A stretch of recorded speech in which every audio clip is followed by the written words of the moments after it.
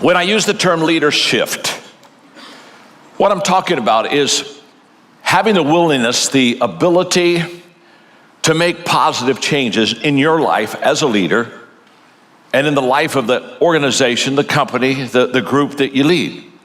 That's what a leader shift is. If you make the right kind of a change, a right kind of a shift, you're going to become better because of, as a leader, and the people around you are going to become better because of that. I was asked recently in an interview, they said, John, how do you stay on top of your game? It's a great question. I mean, how do I, at 71, still love leadership, still run the companies that I have and do leadership the way that I do it? And I remember when they asked me the question, how do you stay at the top of the game? I remember my answer, and that is, I realize that the game doesn't stay the same. It's like a baseball game. Okay, it's called baseball, but every game is different. It's no such thing as a baseball game and the next game is going to be identical of the last one. You know, Babe Ruth even said, yesterday's home run won't win today's game. And so when we think of shifting, when we think of making leader shifts in our life, what we need to understand is we have to continually be in the process of change. One of my earlier mentors when I was in my late 20s, Olin Hendricks, was the one who shared with me, he said, John, if you're going to grow, you're going to continually change. It's just a fact that if you grow, that means that your life will be full of leader shifts, that you will constantly be changing. On our John Maxwell team, one of the things I do is I have what we call Minute with Maxwell, which is just kind of a thing where I online do a minute with a word. They'll give me a word, I don't even know what the word's going to be, and then I teach off of it for a minute. In fact, I had a guy come up to me the other day and said, I watch Minute with Maxwell every morning. I said, well, good, thank you very much. He said, I know how you could improve it. I said, oh, good, well, how can I improve it? He said, have a half a minute. Just cut that baby in half. You know what I mean? You can get better. Trust me, you can get better. But on one of the Minute with Maxwell, they gave me two words, and they asked me to kind of talk about it for a moment, and the two words were fast forward. Now, they picked that up from a theme of a company that I had spoken for, and when they gave me the two words, fast forward, here's what I said. I said, here, let me take fast first. Fast means faster. In other words, it's never going to slow down. I love people who say, you know what, I tell you what, it's just the pace is going crazy. I can hardly wait for things to slow down. Slow down? That means you're going to die. Things aren't going to slow down. Fast is faster, and it keeps going. With technology and social media, fast just gets faster. I mean, fast isn't going to get slower. Fast isn't going to stop. Fast isn't going to call time out. Fast is faster. And let me say something about forward. Forward is shorter. When you think into the future, it's not as long as it used to be. When I started off as a young leader, my goodness, I had a 10-year game plan, which was kind of the long-range plan. You did 10 years, 5 years was mid-range, 2 years was short-range. Remember, I started to ask you if you remember that, and then I look at you, and you're too young to remember that. Trust me, okay? Just believe the old boy, okay? That we used to have these, 5 years, and now 2 years. I mean, that's like a real long-range plan. You see, fast is faster and forward is shorter. And if that's the case, which it is, if that's the case, then we're going to have to be able to leader shift faster in the changes that we want to make. So I just wrote down, and just think about these for a moment. You don't have time to write them down, but just give them some thought. I just wrote down some leader shift questions, such as, how open am I to change? Am I becoming a better listener? When will I begin to ask more questions? Can I become comfortable with ambiguity? And do I rely on my intuition enough? How adaptable am I as I begin to lead? And I want to just say something about being adaptable. There's a difference between adaptability and conformity. You know, conformity is a negative quality of just blending in. It's becoming average. It's usually based out of kind of maybe a weakness of fear of rejection. And that's not what we're talking about today. We're talking about adaptability, which is a positive quality, which is very proactive in adjusting so that you can succeed and do better and grow. And it's a strength that's based on confidence. Confidence in your intuition and confidence in your abilities. I did that. This worked when I was 27. I did this. So I developed a strategy I'm going to give you right now called Plan Ahead. And this is how to navigate successful change. And can I tell you something? I wrote this down at 27. I followed it. I follow today. It really works. The letter P. Predetermine the change that's needed. The first thing you want to do is you want to sit down and you want to predetermine what is the change that's needed in my life. Because if you're going to turn something around, change has to happen.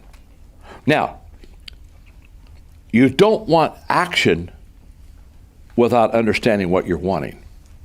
So your whole goal isn't to go in and change something. Your goal is to change something that matters, that works. So only you as a leader can predetermine what that change needs to look like. And the way you do it is basically say, this is what is. I mean, hey, Lou Holtz said, I have a losing team. I want to have a winning team. What's it mean to take a losing team and make them a winning team? I asked him that process. And Lou told me, he said, John, I asked the players that were on the team that were coming back, why do you think you lost so many games last year?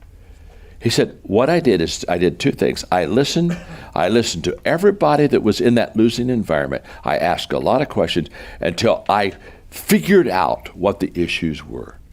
And then he said that great statement, how does a leader that doesn't ask questions ever figure out what to do?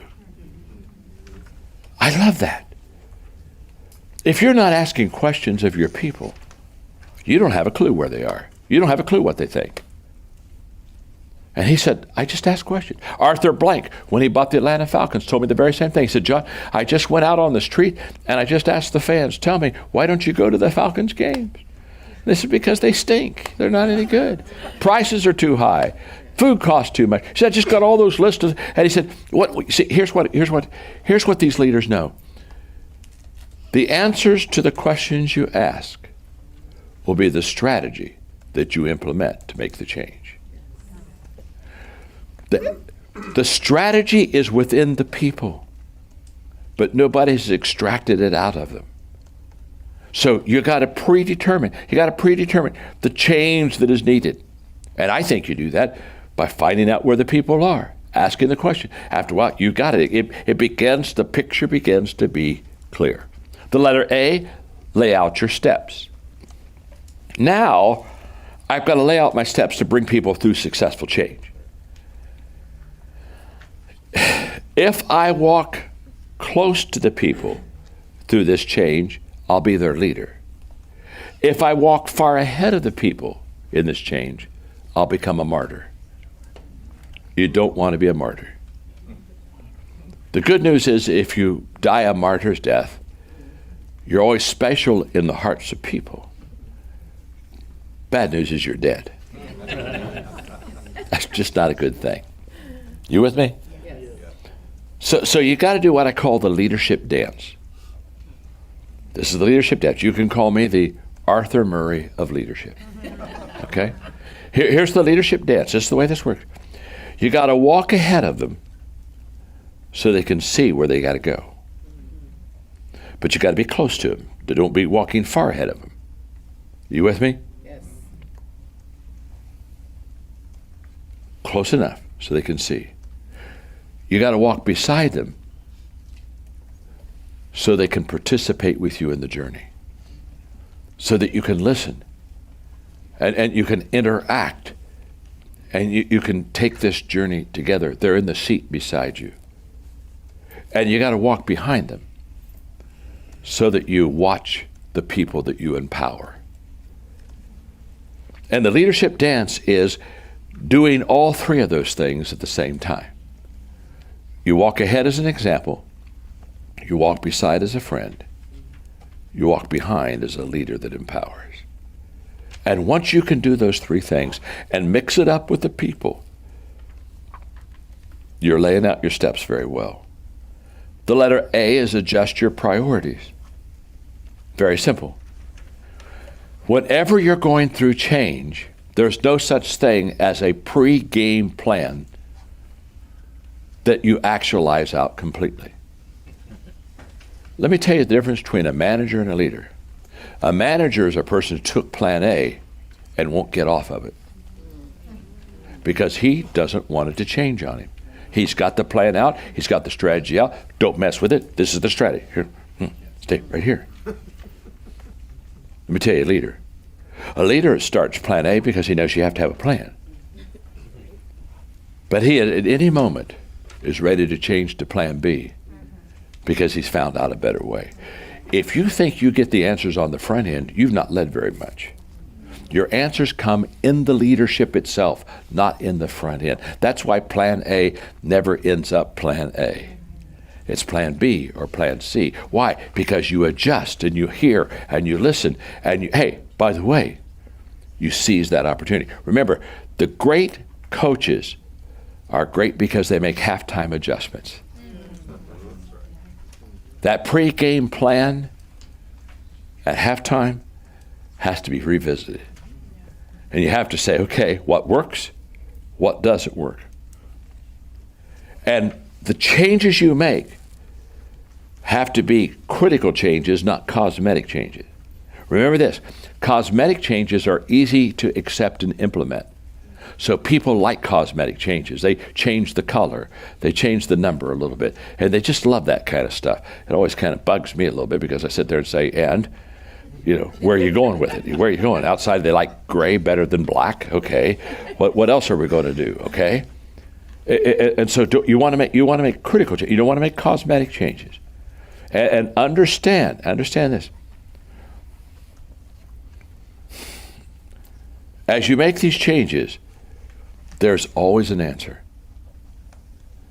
Don't ever get into that scarcity mindset as a leader that if I go this path, there's no answer down to this path. There's always an answer. And there's usually more than one answer. That's why leadership is such a great art. Leadership is such a great art because you begin to understand that as you lead them, as you journey, you give them the best leadership. And that's why trust is essential in the people with you. That's why trust is essential, so that you can make these changes as you go to get them there. Okay. And the next one is notify your key personnel. Sit down when you're going through changes, and there are two kinds of key people you need to notify. You need to notify your influencers. These are the people that they better say yes because you're not going to get it done without their yes. Their approval is essential. Are you with me? So you got to notify up front the influencers, and you got to notify up front the implementers. They're the ones that are going to make the dream come true. So you got to get the permission of the influencers for the plan to fly, but then you got to get your implementers because they're going to work the plan. So you notify key personnel. Then you allow time for acceptance. Now you sit down with your key people and you allow them to have time to accept where you're going. Now, this is where leadership art is at its highest form, because your only intuition and timing are a result of a leadership gift, or they're a result of giftedness. Whatever you're gifted in, you understand timing and intuition. If you're not gifted in it, you don't have timing or intuition going for you at all. So you're intuitive in your giftedness. Your ability to do timing is in your giftedness. So this allowing time for acceptance, this is where you begin to allow people to have the time that they need to move forward with you. And to do that, you have to, first of all, slow down. And when I say slow down, this is something I've always had a problem with. I'm dealing with one of my weaknesses now. I don't slow down well. When I see it, I'm gone. And then I realize, I got to take people with me. So I come back to get you. But when I come back to get you, it's like, are you ready? And if I come back to get you and you're not ready, I got you. And I'll sometimes go again. And I have to really work hard on this slowing down process, okay? Because naturally I want to speed up. I don't like anything slow. There's not, I just, I like to drive fast. Yeah, it's just, I have a need for speed, okay? I have a need for speed, okay? And as a leader, what happens is you get too far out in front of your people. Right. Does that make, and so you got to slow down. Second thing to do in this allowing time is you got to make sure you're clear in your communication. Because when they don't understand, people cannot follow what they do not understand. And so all communicators understand the value of clarity on the front end. So I travel a lot, and I brought this with me because I just love it. When you travel, you just find some funny things that are written. And these are signs in English from various parts of the world. For example, the dry cleaners in Bangkok. I love this. Drop your trousers here for the very best results. So a bunch of people in front of that dry cleaners mooning the rest of the people. Hotel brochure in Italy. This hotel is renowned for its peace and solitude. In fact, crowds from all over the world flock here to enjoy its solitude. This is from a Tokyo hotel. It is forbidden to steal hotel towels. Please, if you're not a person to do such a thing, then please do not read this. In Bucharest hotel lobby, the lift is being fixed for the next day. During that time, we regret that you will be unbearable. Hotel in Athens. Visitors are expected to complain at the office between the hours of 9 and 11 o'clock daily. Is it complaining time yet? Is it? In a Rome laundry, ladies, leave your clothes here and spend the afternoon having a good time. Outside a Hong Kong tailor shop, ladies may have a fit upstairs. In a Rhodes tailor shop, order your summer suits. Because it's a big rush, we will execute customers in strict rotation. Bang! Next. In Copenhagen, an airline ticket office, we take your bags and send them in all directions. It's our gift. We'll just send them anywhere they are possibly. Make your communication clear. Head into action. The H is head into action. Get going. Just start going. You never know the level of commitment from your people until you ask for action. You just never know how committed they are. The letter E, expect problems. Expect them. Why? Because motion causes friction. You start moving. And it's a tremendous leadership mistake to think that you have such a plan that is problem-free. Okay? And that everybody will buy in. So what leaders need to do, this is so beautiful. It's so negative, but it's so good. When I say expect problems, this whole process, here's what you got to do as a leader. You got to think the worst first. You got to think the worst before anyone else. You got to speak the worst first. And you got to answer the worst first. You got to do all three of those things. In other words, you got to think what problems are going to be there. And then when you figure out what problems are going to be there, you say, now as we do this, there are a whole bunch of problems we're going to encounter. When you speak it up to the people, they'll say, oh my gosh, he's already figured out that we got, and let me tell you, when those problems occur, let me tell you what we're going to do. When you can do that well, understand you're really helping them with positive change. And the next one is always point to your successes. Somebody said, why? I said, because you always have people point to your failures. I mean, some people, that's their spiritual gift. You understand. If they can't find criticism, they're just not very comfortable. And then daily review your progress. Daily review your progress. Why? Because things get off on a daily basis. Things get off course on a daily basis. Problems occur on a daily basis. And I close this section of creating positive change, which is the acid test of leader. I close this because in the 21 irrefutable laws of leadership, I have what I call the law of buyin. And the law of buy-in, I think, answers this whole process of creating positive change within an organization. The law of buy-in just simply says people buy into the leader before they buy into the vision. And so what I want you to understand is when people say, can I create positive change within the organization? Can I do a U-turn? Can I turn this around? The question is very simple. How much of the people bought into you? If they bought into you, you can turn it around. Just think as I close of the story I gave you of Lou Holtz that turned 6 university programs around, losing programs within 2 years, had them in college bowls. Think of what happened about the 5th college he went to with a reputation of a turnaround U-turn leader. Can you imagine just the excitement and the momentum of Lou Holtz coming to our college? You know, we just stink, and he's going to come here and he's going to turn us into winners. Okay, now let me tell you something. It's a phenomenal thing when you have your reputation that you're a problem solver, and it's a phenomenal thing when you have a reputation that you turn things going the wrong way around and you make them positive. Once you get that, this is a leadership edge that you have. It's a leadership edge. It gives you a sense of momentum. It gives you a sense of moral authority that allows you to come back into a situation and where, now here's what I learned a long time ago. When people believe the best in you as a leader, they give their best to you as a leader. So you want to become good at this session, because this is the area that once you can do it and you can do it well, you kind of get a reputation as a turnaround artist, a U-turn leader that creates positive change, and then all kind of very good and exciting things happen. So I wish that for you. I wish that for me. I wish that for all of us. Well, it is a quality that a person can develop, Sam. And in fact, I think the breakthrough leadership book that I wrote, it was Developing the Leader Within You.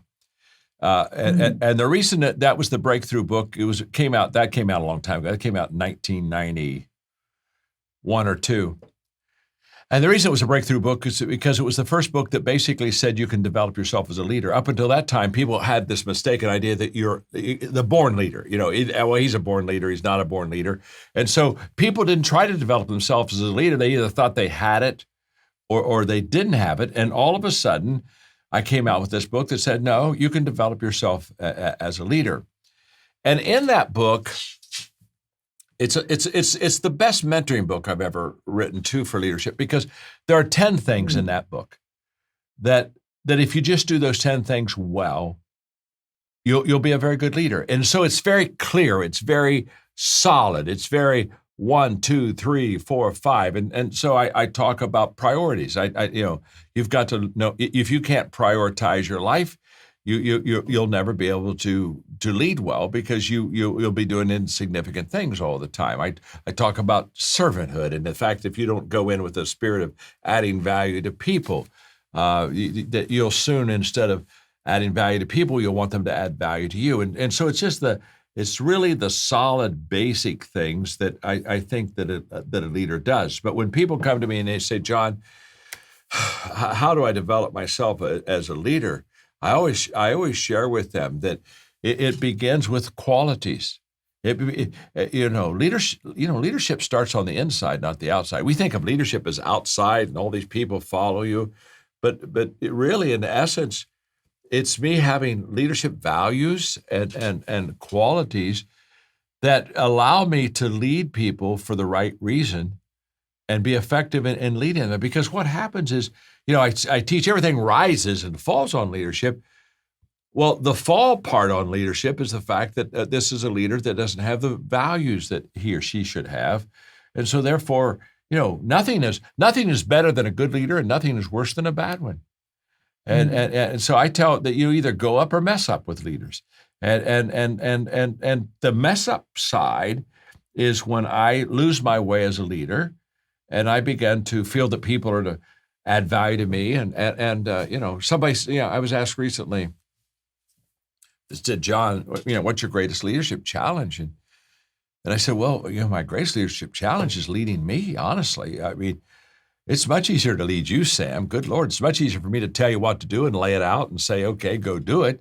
But when I have to do it, I have to, all of a sudden it's more than words. It's more than a vision casting speech. It's people do what people see. And so, people follow, leadership is very visual.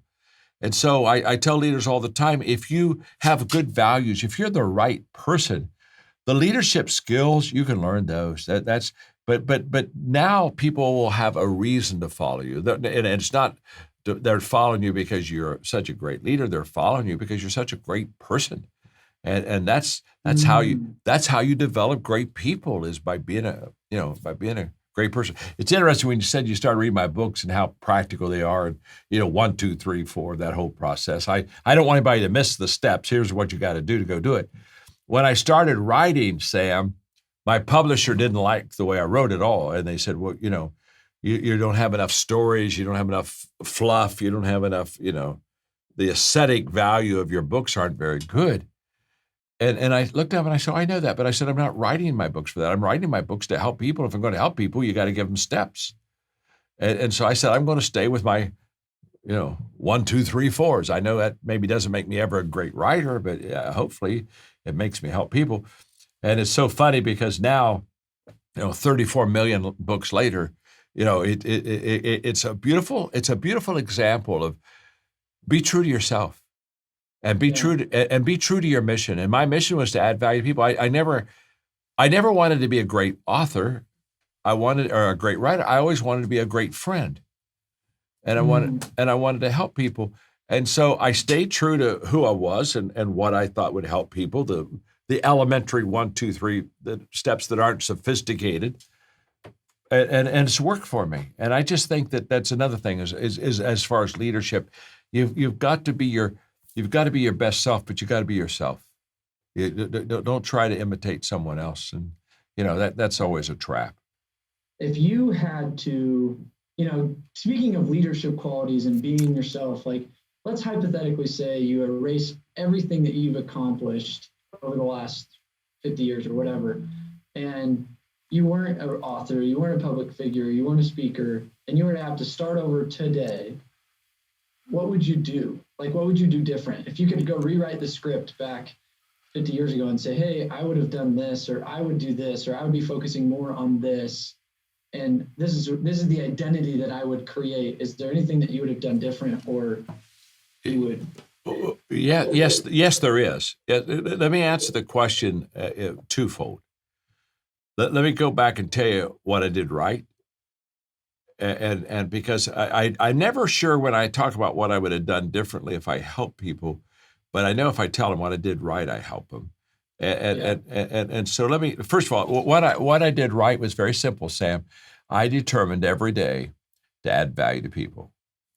Period. End of story. We're done.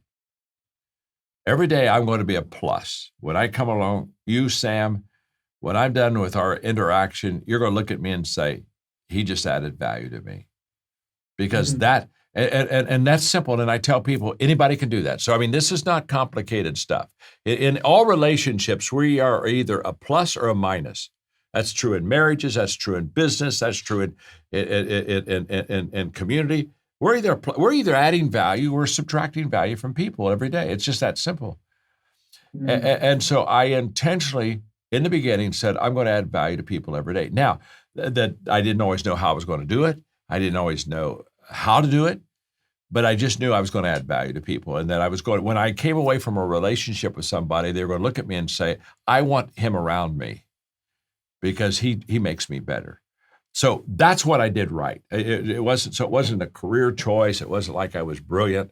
It was just that I was very committed to every day. And by the way, I do that now. I mean, every day I value people, think of ways to add value to people, look for ways to add value to people, do things that add value to people, and encourage people to add value to each other every day. I still do that. I don't have to do that. I mean, if I want to, I can collect coupons. I don't have to work. I can do a lot of things. I mean, I got all the options in the world for me. But why do I do that? I do that because that's what works. And so, when people come to me all the time, I mean, this is so true because I love working with young leaders, love round tables with kids. And one of their first questions, I mean, I know them like, they'll say, well, help me brand myself. I got to get it. And I'll look at it. I'll say, listen to me very carefully. Just get good. Could you get good? If you get good, any brand works. Trust me, you can have the hokey dokey brand. I could care less. When you're good, hokey dokey brand works. And when you're bad, you can't have a slick enough, smart enough brand to help you. Because what eventually happens is you show up. And you either show up good and adding value to people, or you show up bad and you're taking value from people. And so that's what I did right.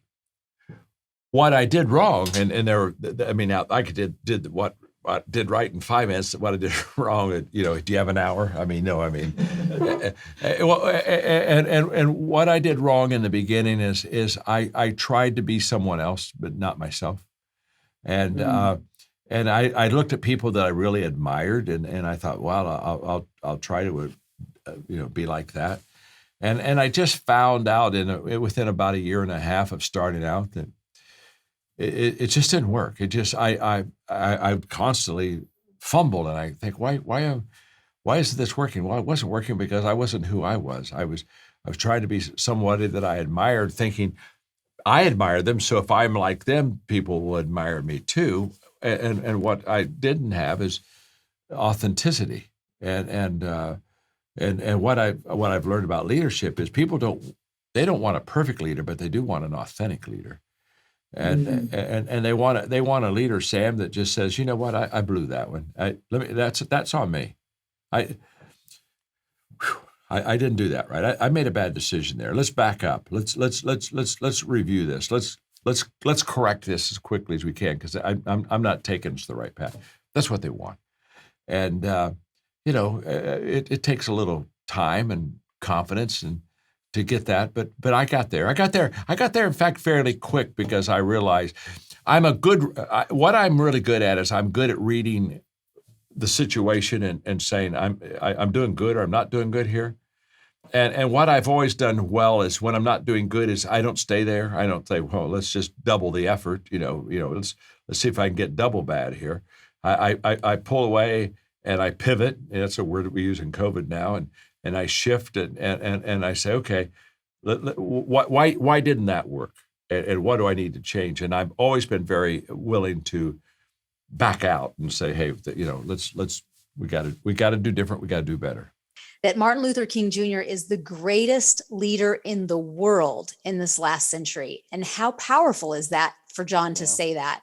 And so I love that you kicked off that quote, because I'm a huge fan of that. I mean, that's how that really is, when we've been talking so much about how do we change our world, it is with love and by bringing light in. And John certainly highlights a lot of the light that Martin Luther King brought in. And so one of the things that I was thinking about when John first started out talking about the 3 key points of leadership, Mark, he said, leadership omits the use of coercive power.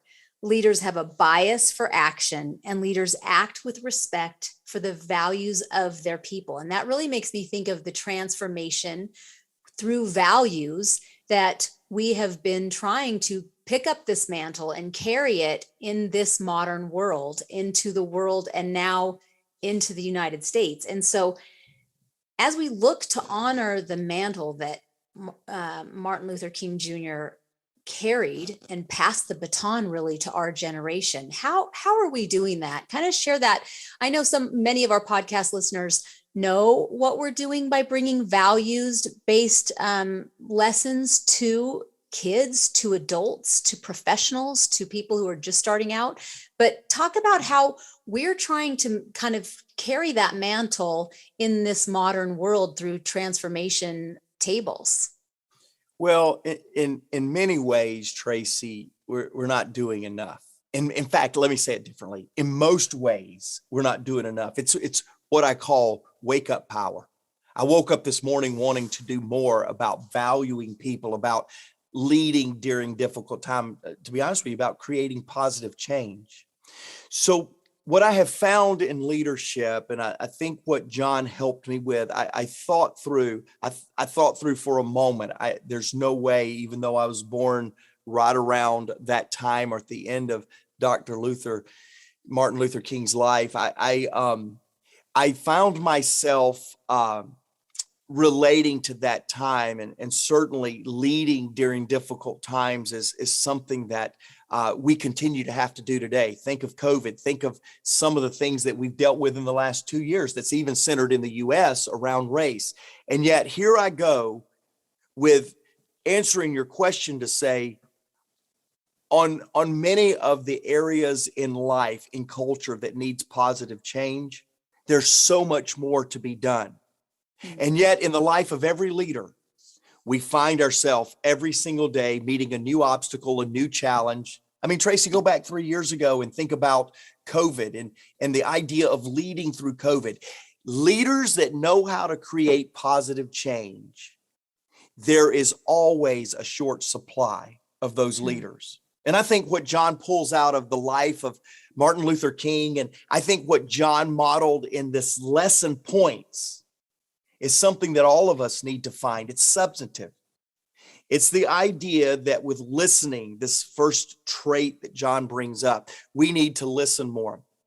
Right after many of you in the U.S. will know this name, as soon as I say it, right after George Floyd, I found that everybody wanted a statement. Everybody wanted to make a statement or to hear a statement. And yet I found many leaders saying, I'll tell you what I need to do. I need to quit making more statements and I need to start listening. And yet, isn't it interesting? Several years ago, what John pulled out of Martin Luther King's leadership life was the art of listening. Yeah. The art of slowing down and with love, in fact, to show love, to listen. And I think more than remembering something that might have been said, a statement that I would make, Tracy, to answer your question, I want people to remember from this podcast more of an action than a statement. And that action is listening. We listen, we love, we learn by creating an environment where those around us, their opinion, their life experience matters. And that's what great leaders that create positive change do. They listen to the point of allowing others to feel like their perspective or their point of view matters. Mm-hmm.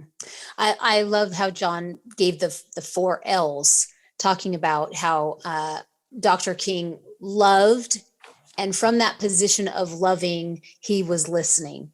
And I think the tension that we feel, especially when you talk about, for instance, George Floyd, or when you hear about racial injustice or things that stir your soul, that anger is involved in there. And I'm just so struck by how Dr. King came from a place of love and listened, and the power, back to that statement that you led with, the power that comes when you're stirred, when your anger comes from a place of, because you love people, you're mad at injustice, what's wrong. And so you choose to listen. And I love that John really highlighted that, and that you highlighted that when we talk about values. You know, we do these. Go ahead. You know what's funny, Tracy? I'm sorry. We're on Zoom today. For those of you that are not watching the podcast on YouTube, which you should, maxwellpodcast.com/YouTube. But if you're listening, Tracy, we got a little bit of delay because we're not in the studio together on Zoom. And I'm sorry I had to interrupt you. I thought you were rapping right there. But let me say this. It elicits emotion that some it makes angry, or some it makes defiant, or others that it makes sad. John's been saying for the last couple of years, I'm leadership sad. Mm-hmm. And if you distill down his sadness and you notice what we learned even in today's lesson, and by the way, come back next week after the Martin Luther King birthday celebration in the U.S. and we're gonna pull 3 more points from John Maxwell. But this passion to love despite the frustration that we observe with Martin Luther King today and in studying him, and this passion that John has of sadness because of the leadership deficit that our world has right now, especially that's been demonstrated over the last few years. It all has a root. And the root is that somehow we as people feel like we can devalue another human being. Mm-hmm. That somehow that our leadership position makes us more elite or more valuable than someone else, or our color or our culture or our perspective or our political party. All of this somehow puts us in a, quote, better category. By putting ourselves in, even in our minds, in a better category, we're devaluing another human being. And you cannot create positive change by demeaning someone else. That's right. You can't. That's right. There's no such thing. There's no positive change in saying, I'm better than you, so let's go my way. No way. That doesn't create positive change. It may create change, but it's short-lived, it's not sustainable, and it will come back and create division at some point down the road. And I think what we're learning from John, specifically in this lesson he took away from the life of Dr. Martin Luther King, is this: we've got to listen and collaborate to create change. It's got to be inclusive for it to be sustainable, positive change. So John he broke down his communication style. And so I listened to this, and I can't help but think that our podcast friends are listening to this too and feeling stirred and moved to act. You know, when you hear about someone who's so inspiring and so, who just lived a life so fully engaged with what they were passionate about and what was right. And so John breaks it down into the six pieces of how Dr. King's speeches inspired people. And so he clearly had a unique gift and calling for communication and the way he interacted. And John broke each of those down and how he interacted and engaged with people. But do you think that was, you know, obviously he's a stand apart. John said he was the greatest leader in the world for the entire century. And do you think that was specifically for such a time as this that was unique to Dr. Martin Luther King Jr.?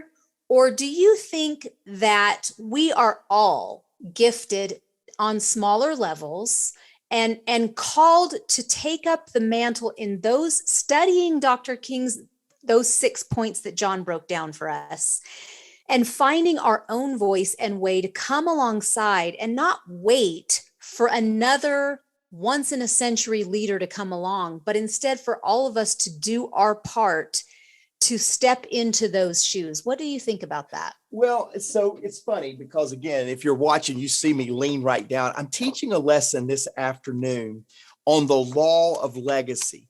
And in this law of legacy, John teaches, and this is from the 21 Laws, and I get the privilege of communicating this in a little bit. In fact, we'll put in the show notes how you can get access to this digital product that we're creating.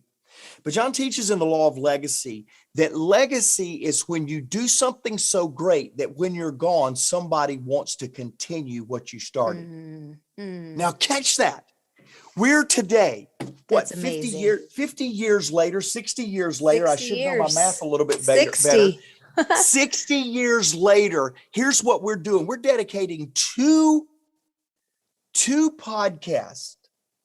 Not just because the subject matter is still needed today, sadly, but because somebody stood up when times were the most oppressive for a group of people and said, I have a dream. And guess what, Tracy? I may not understand the culture. I may not understand the color all the time, but I share that dream that all men, every woman would be seen as equal and would have the same opportunities as each other. That is a legacy that I carry. In fact, I carry it so many times incorrectly, or I feel like I don't even qualify, but I carry that dream, that legacy. I am inspired 60 years later to continue that legacy. Me too. I'm inspired right now by John Maxwell to continue his legacy of what he learned from the life of the greatest leader of the century that he said. Because there are legacy here that from leaders. Forget the subject matter for 1 second. Don't forget it, but just set it right over here for 1 second. And here's the point in the lesson. Do something with your life so great that when you think you're done, death or weariness or whatever, that somebody is so inspired that they continue it. Mhm. And that's what today we're getting to do in this lesson. We're getting to carry this legacy forward. Some of us in a much smaller, less significant role than some of you that get to carry this inspired dream. But all of us nonetheless wanting to carry this forward by this moment of taking the podcast and focusing on what leading with legacy for positive change can really be about. And I hope, Tracy, 25 years from now, in the month of February, or in the month of January, rather, in the month of January, I hope 25 years from now, you and I with a little more feeble voice is still sitting here on the podcast talking about the inspiration of the legacy of Martin Luther King, of John Maxwell, and how these leaders know how to create positive change. That's right. We aren't meant to wait for the next big leader. We can pick up right where he left a very clear path, and John, by his life, and where John broke it down for us to study it, to learn it, and to begin to act. And I feel like this is a charge to me, leaving this podcast and preparing for the next 3 for next week. I feel like we're called to be a part of that with love, and to listen and learn, and then to lead other people through ourselves. Yeah, you know, it's funny, Tracy, as you said that for some time, again, I think it was back at the tragic death of George Floyd, I began to say, I wanted to listen, I want to learn, and then lead. And I want to get it in that order. The order mattered to me all of a sudden. I want to listen. I want to quit talking. I want to listen because I don't understand. My culture, my environment did not give me the ability to understand without listening first. Right. And then I wanted to learn. I want to learn something. I don't want to just listen to check it off and say, now I listen to you, will you listen to me?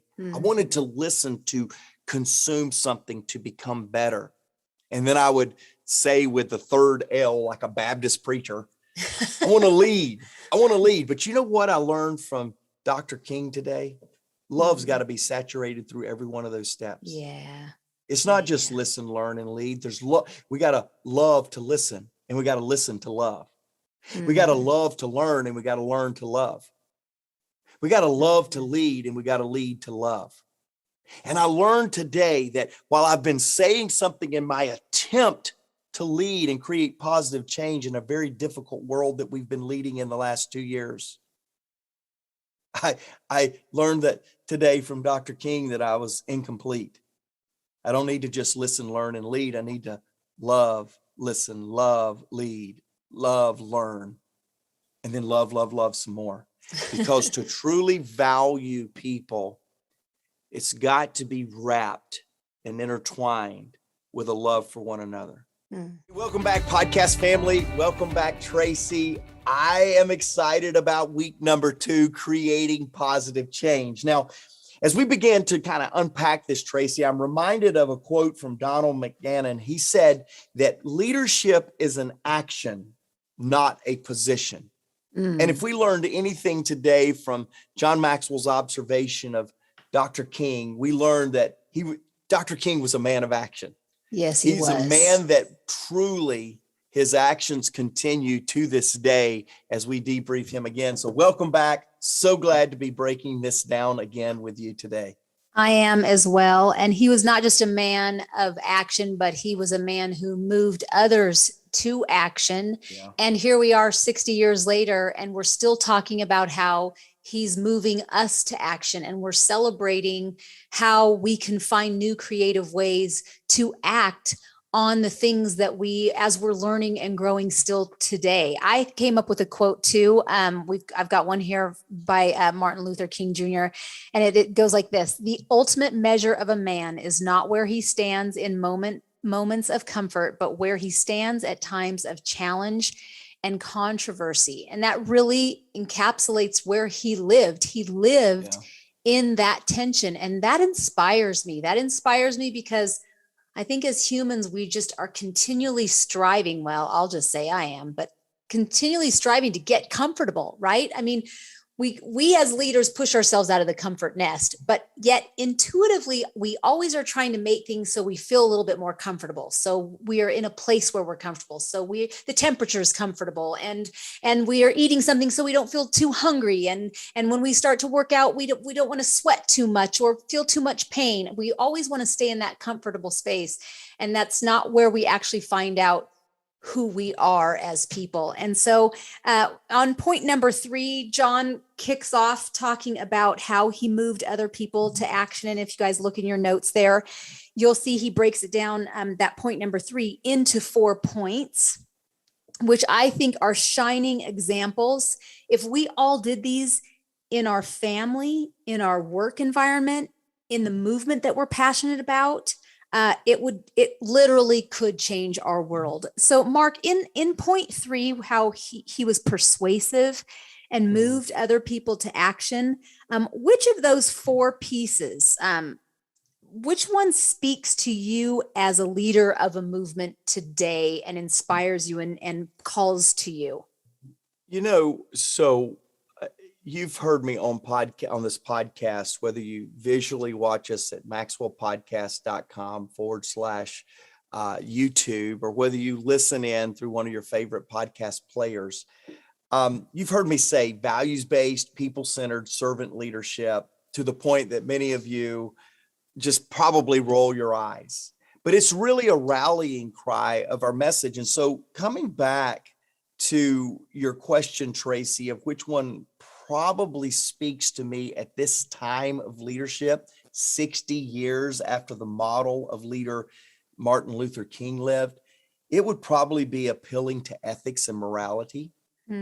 I believe when you hear, and I mentioned this last week, but when you hear John Maxwell say things like he's leadership sad, I don't think that's a statement of hopelessness, that there's no hope, that things are not going to get better. I think that's a statement of reality, that we've really started becoming comfortable with only celebrating highlights and not admitting lowlights. Social media has helped us with that. It's a highlight reel, right?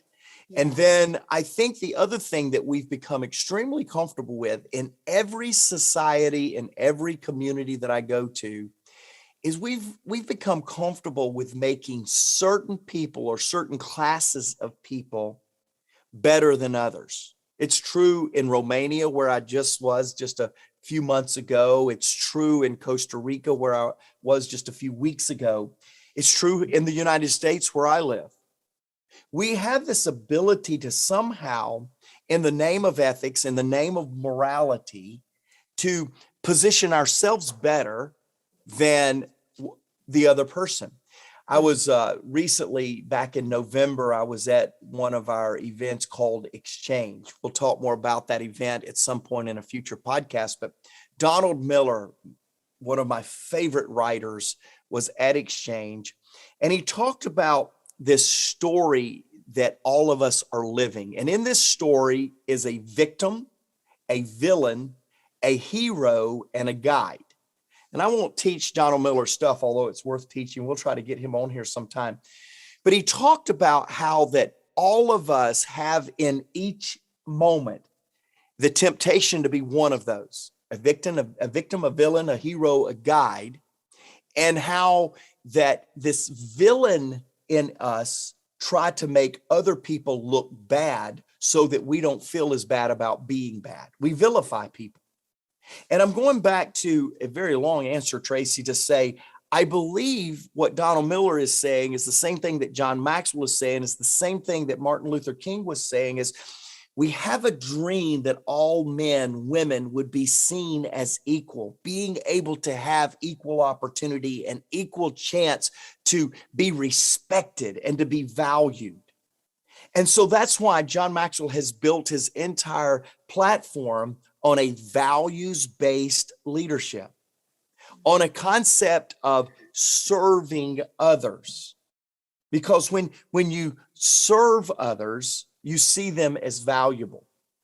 And that's what we're trying to do. When you see people needing help, needing help, then you tend to want to lord over them because you have an answer, they don't. Let me help you. That way you'll owe me. But when we see people as valuable, we serve them. And that whole concept that we're giving our life to, Tracy, and you're a big part of this, and Martin Luther King did this, it's this real passion to come to the ethics and the morality deep within human beings and say, we are people of value that value people. I was taking notes as you were writing. If those of you who are joining us on YouTube, you're seeing me writing away. That's right in line with, we did Live to Lead. We had Cheryl Batchelder, CEO of Popeyes, a few years ago. And she said, in faith-based communities, they tend to love their people, but they aren't great at finding solutions necessarily in the bottom line. And then in secular-based companies, sometimes the struggle is that they are bottom line oriented and solution oriented, but struggle to love their people. And so I was just thinking on point number 4, where John talked about that Martin Luther King Jr. was great at forming alliances with others and being solution oriented. He really mastered both edges of what Cheryl talked about. And that was loving people, but also having solutions. And so can you break that down a little bit for somebody who is kind of leans one way or the other as a leader? Yeah, I can do my best. One of the things I love about Martin Luther King, I love this about him, is he was in the middle of a very tense time. Now, just remember, there were other people that were very influential in the civil rights movement that resorted to anger and frustration, rightly so. Imagine what people were going through at that time. There should have been anger. Right. There was a righteous indignation. There was rightness in being indignant and frustrated. But Martin Luther King said, he saw bigger than that. And he said, righteous indignation is going to further create a chasm, but love has ability to bridge over the chasm, and I'm going to choose love. And so we come back to this question: how did he bring people together in a time that there was rightful anger and frustration and pent up emotion? He did it with love. Yeah. He did it with an emotion that most people don't employ when something is wrong or when they have been wronged. Yet that was what he chose. I very similarly, I see that within each of us right now, we have this ability to really get challenged, because this is going to be a little dated perhaps for some of you, but others around the world. I just got back from Italy. I just got back from Amsterdam. I just got back from the Dominican Republic. And many of our friends around the world is still fighting against COVID significantly, to wear a mask or not wear a mask. And we try to polarize subjects all the time rather than love people exactly where they are. We either try to change them or condemn them. That's our two options. Well, I'm going to tell you, Martin Luther King showed us another option. Do they deserve condemnation? Perhaps. Do they need to be changed? Perhaps. But let's not even deal with that. Righteous position. Is there a way to love people right where they are? And I think when you look at our subject matter today, Tracy, we were about creating positive change. And yet Martin Luther King chose to love where people were, and he created these alliances, and he consolidated positions and posturing with the bridge of love. And I want to see those models come back for us with all the tense things we're dealing with right now, to where we as leaders find a higher narrative, a louder noise than all the divisive positions that we're taking on points and issues these days. And let's find something bigger that we can rally around as one people, one team, as Martin Luther King says, one dream, And I believe that leadership is going to make a difference in today's economy. That's right. And I believe that today that it's not like, well, we tried love then, it didn't work. And so now we need to try hate. No, love, we continue to bang the drum of love. I think of that quote by Martin Luther King where he says, I have decided, hate is too great a burden to bear. I have decided to stick with love. And so today we can continue to honor what he began, continuing to love when it is easier to hate. That when we talked about going what's more comfortable is to lean into getting angry and hating, and instead that righteous anger isn't wrong. It's what we do with our anger, and instead with love, being moved to act just as he was. And so point number 5 was walking slowly through the crowd, touching people. John is great at loving people too. He really embodies what Martin Luther King Jr. did, taught, modeled. He broke it down into five parts there of the management of walking around. In this world, you kind of hit on social media, but in this world of social media, Mark, how do we, what does it look like to walk slowly through a crowd when largely the crowd is on social media and distanced from us? Something that I started in late 2021 and I'm continuing in 2022 is I had Kimberly, my executive partner, I had her get some note cards for me. Remember those? Not direct message, not Instagram messaging. I'm talking about note cards, like paper that goes in envelopes. Y'all remember those, right? For those of you that are listening to the podcast, I'm illustrating it on YouTube, and it's this note. And here's what I found as I try to write 5 notes of appreciation a week. Now, some of you that do it 5 a day, don't condemn me. I'm just getting started. But 5 a week. And here's what I found. Comments like, thank you for slowing down and sending me a note. Thank you for taking time to send me a note. Wow. Thank you for the thoughtfulness behind that note. It's a note, people. It's a note. Powerful. But here's why. It's slowing down and walking slowly through the crowd of instant messaging on Instagram.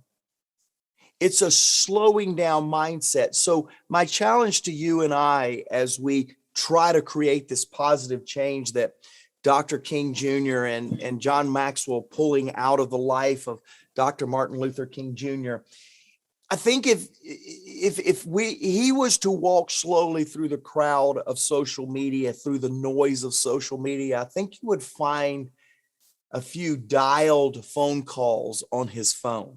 I think, in other words, not text, but just pick up the phone and say, hey, I just wanted to hear your voice. And now here's what I was going to tell you on text message. I called my 15-year-old daughter last week from I can't remember, Italy or wherever I was. And I called her and I said, hey, Macy. She said, Dad, what did you want? What's wrong? You're calling me. I said, what do you mean? She said, it must be an emergency. You're calling me. And I said, why? And she said, well, 1, it's late, but 2, you're calling me rather than texting me. And I went, oh, no. I'm allowing my 15-year-old daughter to realize that the best way to communicate, or the only way to communicate, is through text message. And I'm not dying on text message or killing or slamming text message. I use it a lot. But slowing down and walking through the crowd means doing something different to be unforgettable in communicating someone else's value. That's really good. In closing, he said, John quoted him as saying, I want to leave a committed life behind. And I know you want to leave a committed life behind. Yeah. We hear that from you week in and week out. I see you that up close and personal with you, Mark. I know you love your people, your family, the people you serve and do life with. And for me, I think of what Andy Stanley says, do for the few what you wish you could do for the many. That's kind of what you just described there. We can't write a million note cards out to everybody because life is different than it used to be. But we can do for the few what we wish we could do for the many. And I think, as we listen to this, I think how can I personally, I'm listening, and I know you are all listening and thinking the same thing. How can I honor Martin Luther King Jr. and what he was passionate about, and how he honored people and loved all people, and how can I pass that on to my kids, not just in what I say, but how I live, and that really that's the kind of committed life I want to leave behind. That's what my kids will say. Maybe a million people won't say it. Generations of people won't say it about me. I don't know. But at least the people who are closest to me will have seen the way that I lived life and treated people, and what a powerful thing that we can do. As you kind of close out this lesson, Mark, what is it that's on you at the forefront? I mean, there's so many lessons that we have. What is it that you're thinking is that you want to kind of carry his legacy on and merge it with yours? As you were sharing there and talking about, what do I want Macy, my daughter, Tori, my daughter, my grandkids, what do I want them to carry on from me? Or what do I want my legacy to be like or about? I go back to, Tracy, here's where I went, and this may be going a little bit of a different direction, but you asked me, where'd my mind go? And so you can't convince me that Martin Luther King standing at Washington Mall with the speech that we all have died to listen to and want to listen to all the time, but specifically this time of the year, you can't convince me while he was up there saying, I have a dream, that he was going, and I hope two people that can't even relate to me 60 years from now is celebrating my birthday. I don't think he ever thought that. I don't think, and again, remember this lesson that we heard today from John Maxwell was in the presence of Coretta Scott King and Bernice King. I don't think he ever said, I hope this guy named John Maxwell, who's written a lot of books, stands in front of my family and pulls out leadership lessons from my life. I don't think he had that thought at all. Yeah. And so many times we spend more time on thinking about what we want our legacy to be rather than just being the legacy we want it to be. Yes. Yeah. And so that's why I love this quote. I want to leave a committed life, period. That's what I want. I want to leave a committed life. Yes. I don't want to try to engineer what my family or people close to me is going to say down the road. I just want to leave a committed life. I want to believe in something so strongly, Tracy, that my passion and my model is what people dissect in their own way 60 years down the road. That's good, Mark. I'm not looking for my birthday, July the 11th, to be some fixed date in some country to remember my contribution.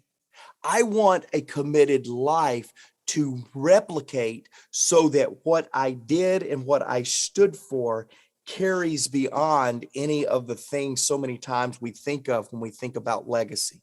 Yep.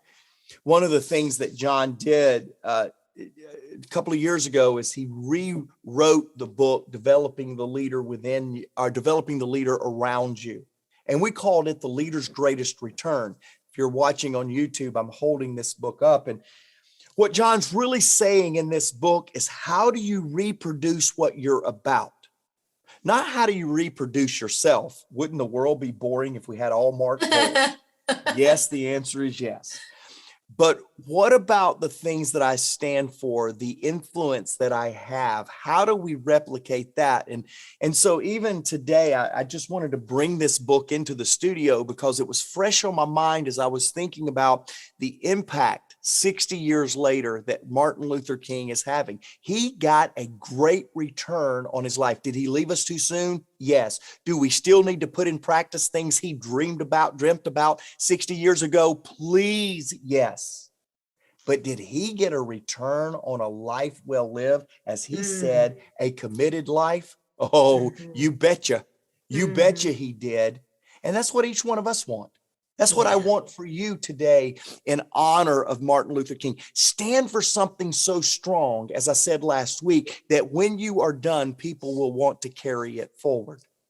That's the goal. That's what we want. For those of you that want the book, Jake, let's try to get a percentage, some kind of a promo code for this. And maybe we'll give 15% off of you that want to buy that book. If you'll go and enter the code podcast in the show notes, we'll put a link there. And Jake, make sure we get some kind of percentage off on that, and you'll be able to get it. That's what we want. That's our birthday present to Dr. That's Martin exactly Luther right. King Jr. That's exactly right. We want a return on the life we live.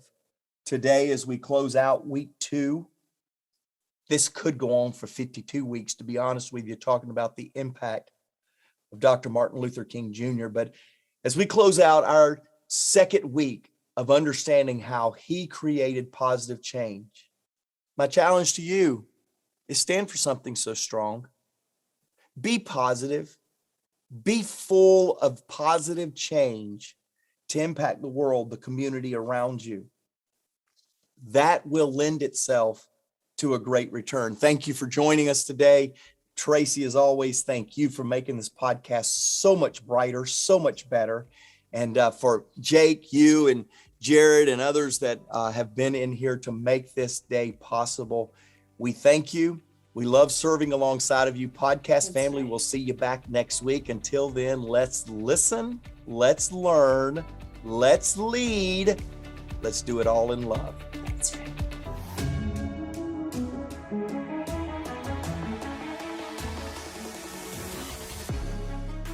Welcome to the Maxwell Leadership Executive Podcast, where our goal is to help you increase your reputation as a leader, increase your ability to influence others, and increase your ability to fully engage your team to deliver remarkable results.